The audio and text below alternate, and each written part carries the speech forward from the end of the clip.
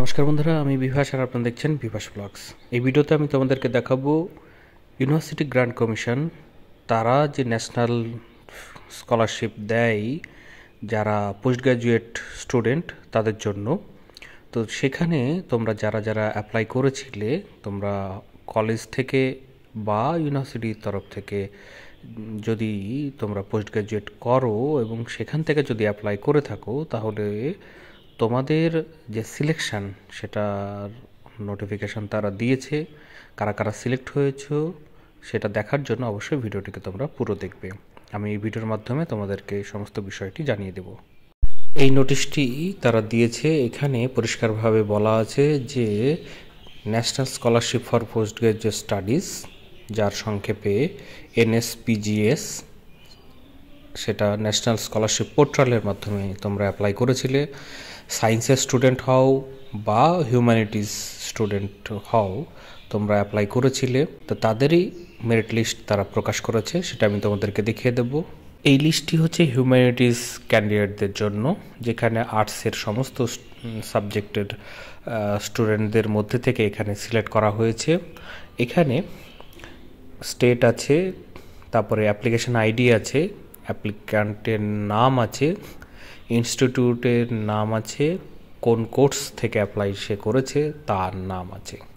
তো তোমরা যদি অ্যাপ্লাই করে থাকো তাহলে এখানে তোমরা তোমাদের নাম দিয়ে সার্চ করতে পারো, অ্যাপ্লিকেশন আইডি দিয়ে সার্চ করতে পারো, ঠিক আছে, বা স্টেট ওয়াইজও তোমরা দেখে নিতে পারো, বা ইনস্টিটিউট থেকে তোমরা যদি অ্যাপ্লাই করে থাকো সেটারও সার্চ করে তোমরা দেখতে পারো। এখানে দেখতে পাচ্ছ 1, 2, 3 করে এরকমভাবে আছে, অনেক কটি পেজ আছে। তার মধ্যে থেকে আমি ওয়েস্ট বেঙ্গলের একটি এই ফার্স্ট পেজেই পেয়েছি, আমি তোমাদেরকে দেখিয়ে দিচ্ছি।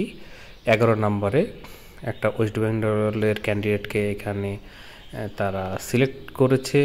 এখানে দেখতে পাচ্ছ রামকৃষ্ণ মিশন বিদ্যা মন্দিরের সেই ছাত্র, সে সংস্কৃত নিয়ে তার এই অ্যাপ্লাইটি করেছিল।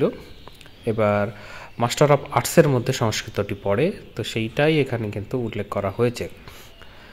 এখানে তার আইডি এবং নামও তোমরা দেখতে পাচ্ছ। এরকমভাবে একের পর এক স্টেট ওয়াইজ তারা দিয়ে রেখেছে। তোমরা তোমাদের নামটা এইরকমভাবে সিলেক্ট হয়েছে কিনা সেটা তোমরা দেখে নিতে পারো। তোমরা চাইলে আমাকে কমেন্ট বক্সে কমেন্ট করতে পারো। যে সকল স্টুডেন্টরা সায়েন্সের, তারা আরেকটি লিস্টকে ওপেন করলে এইভাবে দেখতে পাবে।